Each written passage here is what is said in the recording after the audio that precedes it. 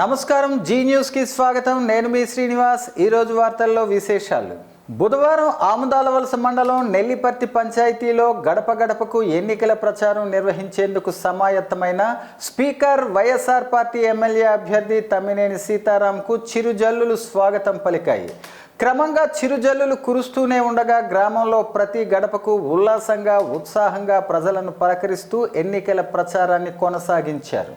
నవరత్నాల పథకాల ద్వారా ముఖ్యమంత్రి జగన్మోహన్ రెడ్డి మహిళల జీవితాల్లో ఆర్థిక వెలుగులు నింపారని, ప్రతి మహిళ కళ్ళలో ఆనందం వెల్లి విరిసిందని శాసనసభాపతి స్థానిక వైఎస్ఆర్ పార్టీ ఎమ్మెల్యే అభ్యర్థి తమ్మినేని సీతారాం అన్నారు. ఈ సందర్భంగా ఆయన మాట్లాడుతూ విద్య, వైద్యం, సేద్యం ఈ 3 రంగాలను ముఖ్యమంత్రి జగన్మోహన్ రెడ్డి అత్యధిక ప్రాధాన్యత ఇచ్చారన్నారు. నాడు నేడు కార్యక్రమం ద్వారా గ్రామాలలో ఉన్న పాఠశాలల రూపురేఖలు మార్చారన్నారు. అదేవిధంగా అధునాతన విద్యా వ్యవస్థకు శ్రీకారం చుట్టారన్నారు. సేద్యంలో విప్లవాత్మకమైన మార్పులకు చర్యలు చేపట్టారన్నారు. అదేవిధంగా వైద్య రంగంలో ప్రతి పేదవానికి వైద్యం అందాలనే ఏకైక లక్ష్యంతో పనిచేస్తున్నారని ఈ సందర్భంగా ఆయన అన్నారు. ఈ కార్యక్రమాలు ఇలాగే కొనసాగాలంటే వస్తున్న ఎన్నికల్లో వైఎస్ఆర్ పార్టీ అభ్యర్థులను ఫ్యాన్ గుర్తుపై ఓటు వేసి అత్యధిక మెజారిటీతో గెలిపించి ముఖ్యమంత్రి జగన్మోహన్ రెడ్డిని మళ్ళీ ముఖ్యమంత్రి చేసుకోవాలని ఆయన కోరారు.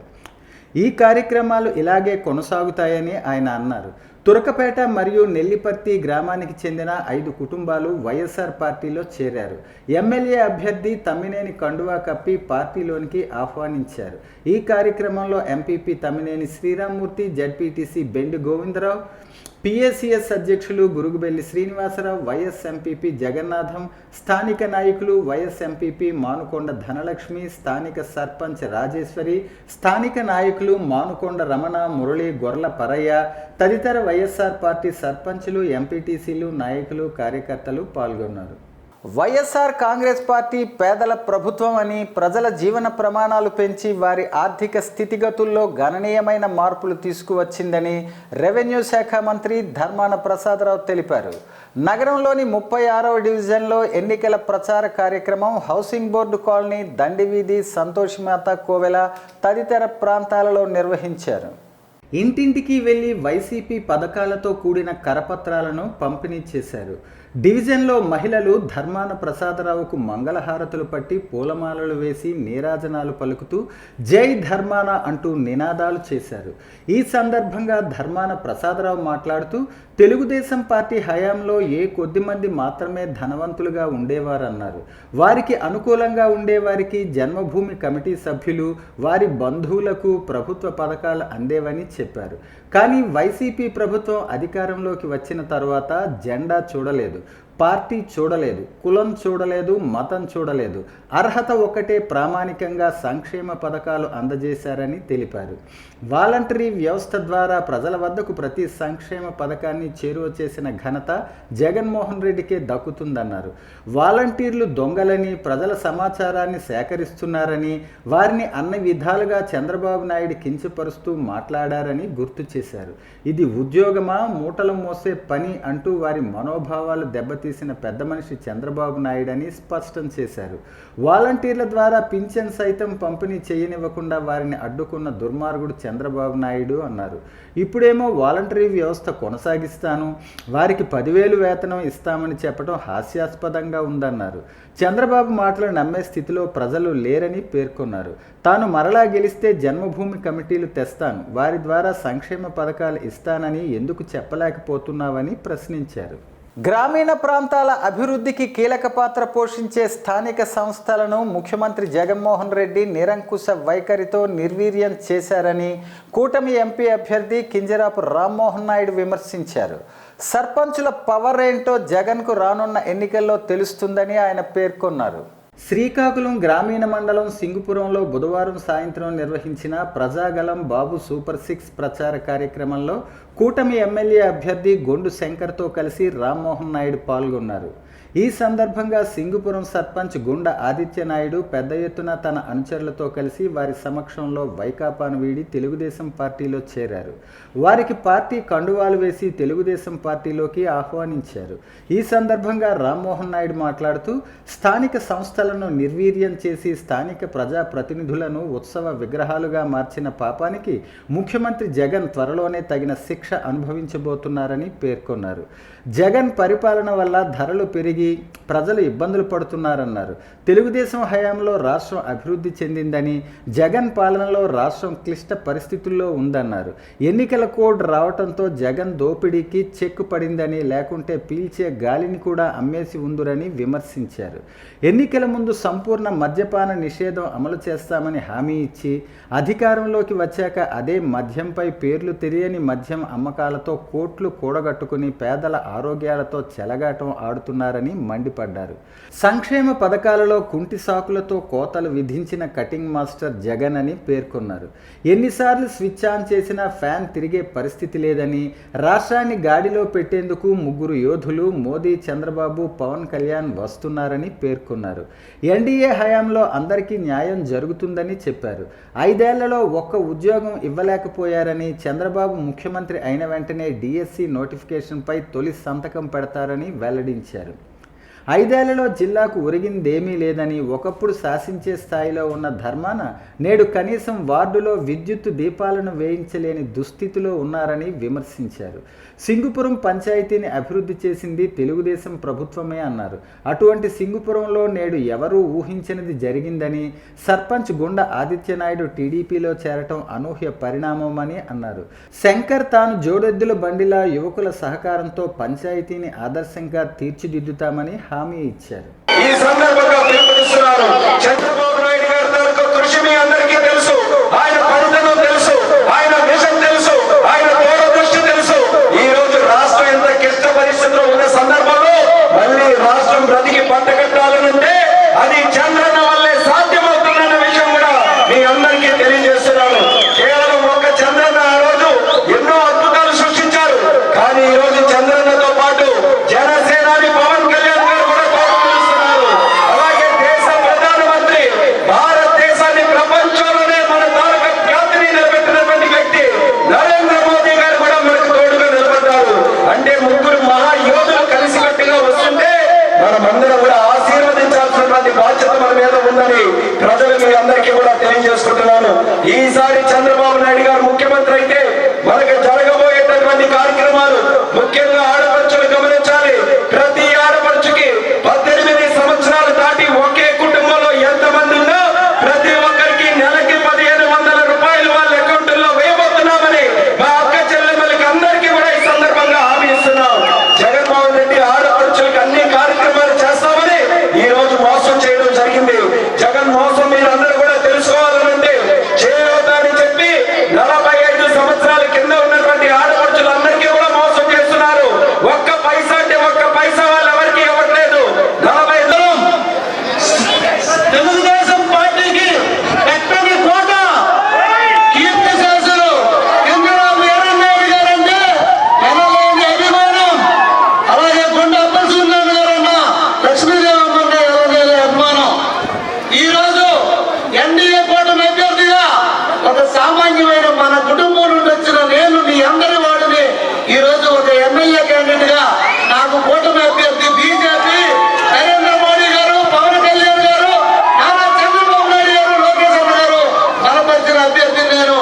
అలాగే మనకు తెలుసు ఈ రోజు కీర్తి చేసిన నాయుడు గారు సిద్ధాంతి ఖ్యాతిని ప్రపంచ స్థాయిలో నిలబెడితే మన యువ కిషోరం మనందరి ఆశా దీపం యువ పార్లమెంట్ డైనమిక్ పార్లమెంట్ లీడర్ ఒత్తిడిగా 3వ సారి హ్యాట్రిక్ కొట్టబోతున్న రామన్న ఈ రోజు కూటమి తరపున ఎంపీ అభ్యర్థిగా నిల్చోవడం మనందరి సంతోషం.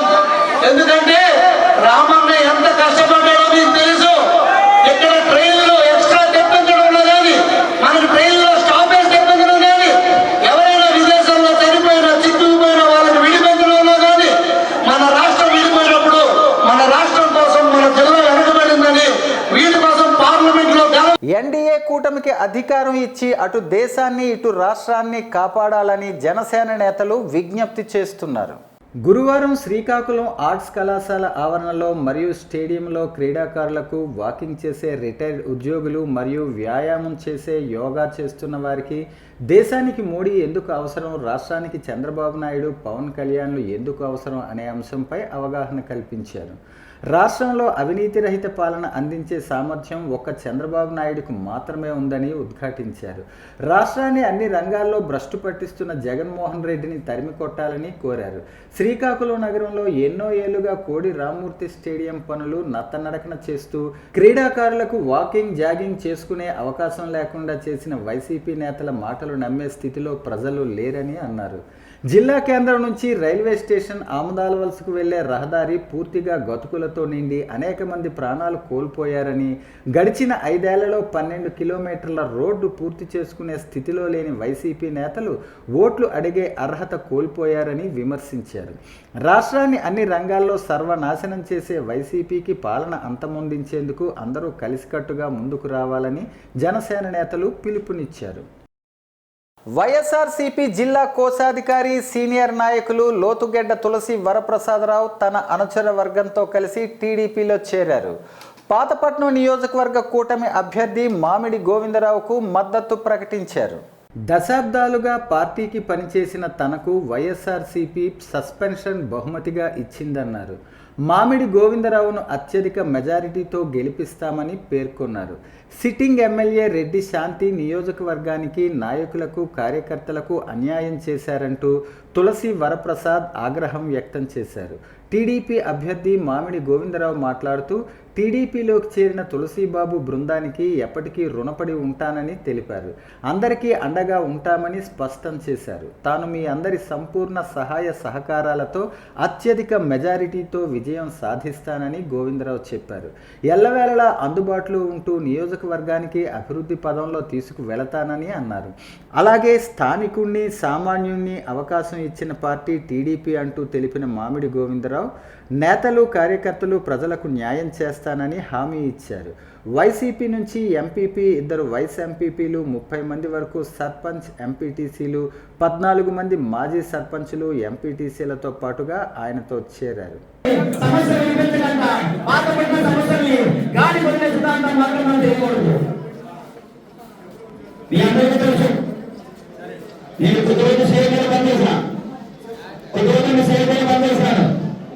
ఏమి పని చేస్తే తప్పండి.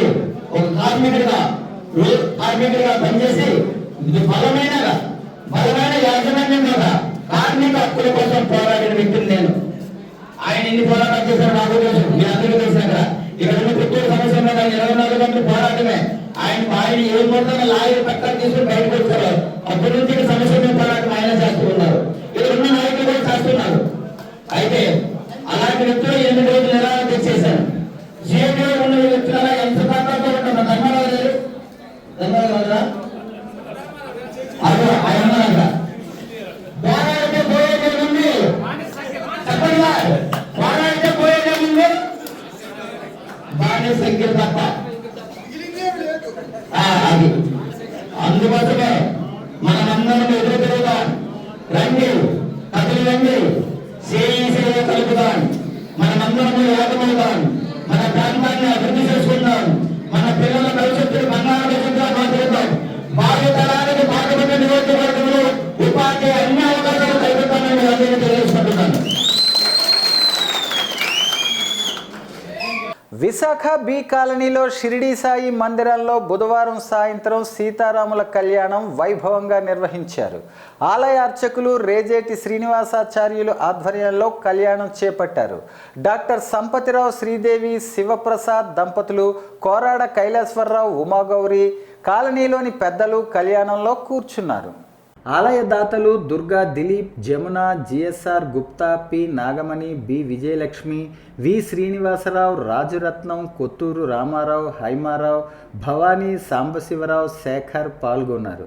ఇదిలా ఉండగా నారాయణ సేవా సమితి ఆధ్వర్యంలో 1000 మంది భక్తులకు అల్పాహారం చేపట్టగా జిల్ ఫౌండేషన్ ఆధ్వర్యంలో మజ్జిగ పంపిణీ చేశారు.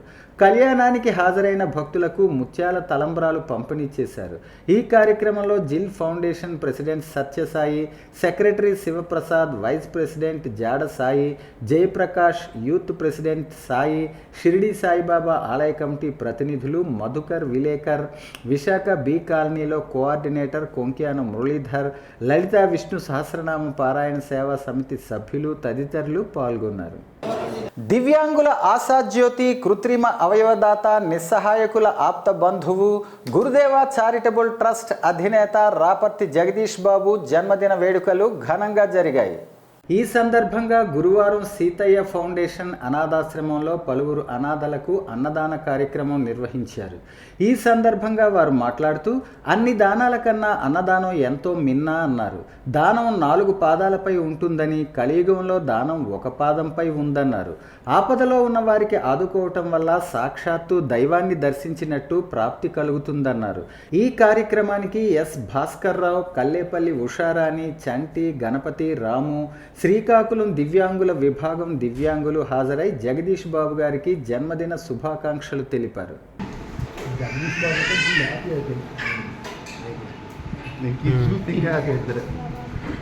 వార్తలు సమాప్తం. మళ్ళీ తర్వాత బులెటిన్లో కలుసుకుందాం. నమస్కారం.